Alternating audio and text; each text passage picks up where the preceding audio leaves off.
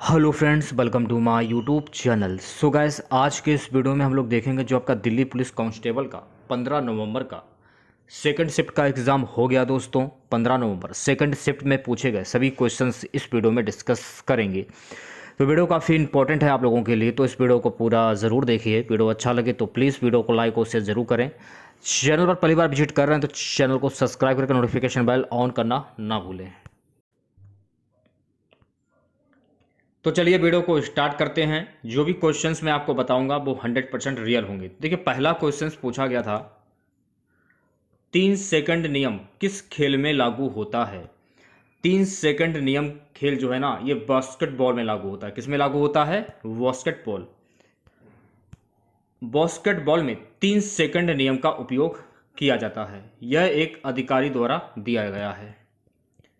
Next questions पूछा गया था, आगरा में स्थित मोती मस्जिद का निर्माण किसने करवाया था।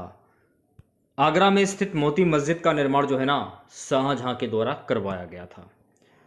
महत्वपूर्ण फैक्ट जान लीजिए, आगरा में मोती मस्जिद का निर्माण मुगल शासक शाहजहां ने करवाया था। मोती मस्जिद जो है ना, ये उत्तर प्रदेश के आगरा में स्थित है। शाहजहां ने अपने शाही दरबार के सदस्यों के लिए मोती मस्जिद का निर्माण कराया था। शाहजहां पांचवा मुगल बादशाह था जिसने 1628 से 1658 तक राजवंश पर शासन किया था। शाहजहां के शासनकाल के दौरान निर्मित ऐतिहासिक संरचनाएं, जैसे कि इसमें पहले नंबर पर आ जाता है ताजमहल, लाल किला, जमा मस्जिद, लाहौर में शालीमार गार्डन। ये जो है ये सब चीज़ें जो हैं ये शाहजहां के द्वारा बनवाई हुई गई थी।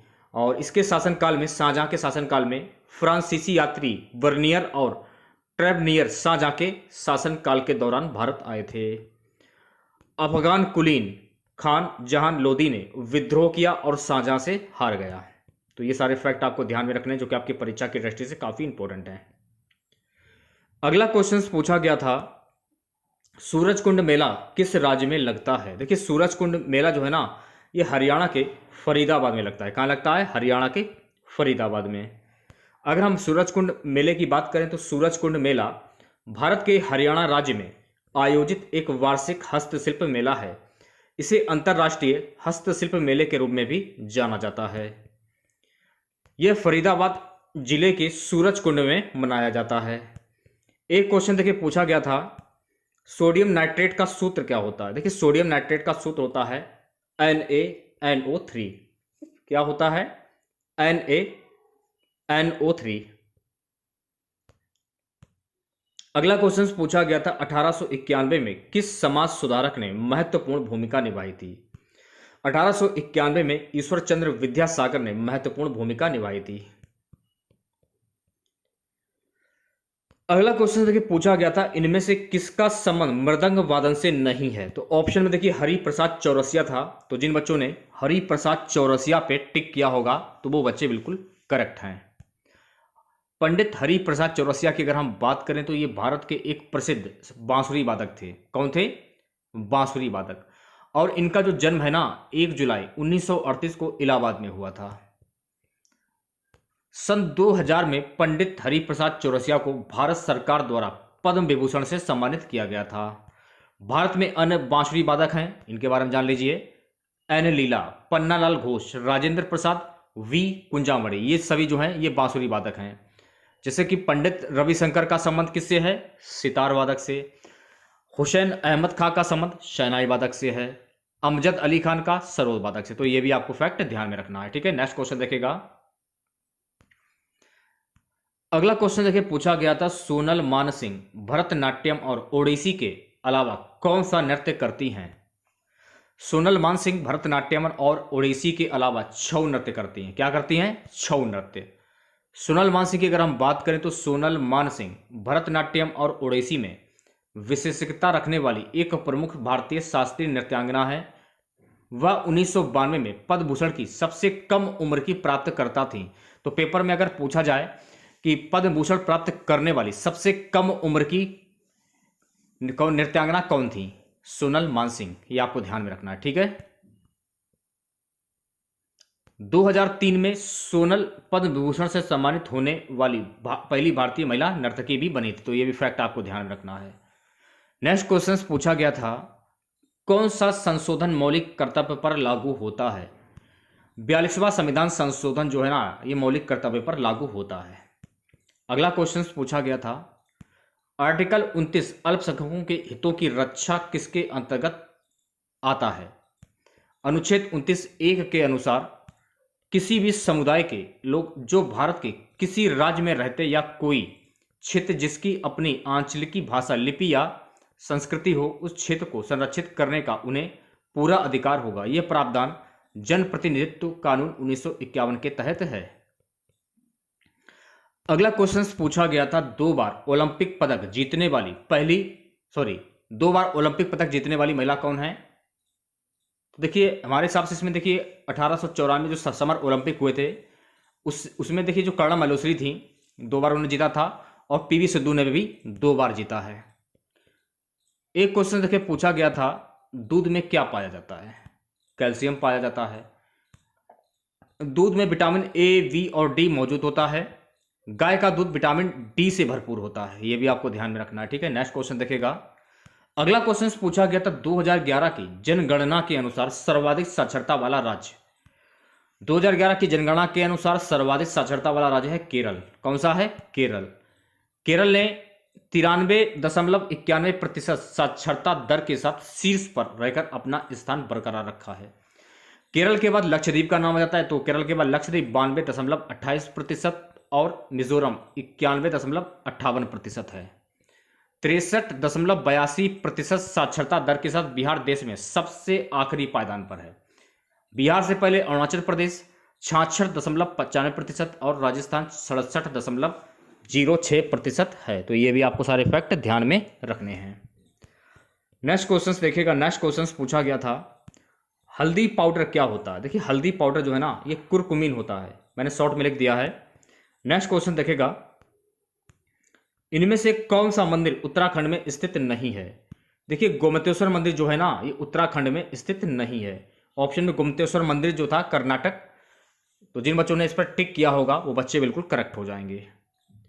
नेक्स्ट क्वेश्चन पूछा गया था, शुद्ध घरेलू उत्पाद ज्ञात करने का सूत्र। जीडीपी बराबर C+I+G+(X-M).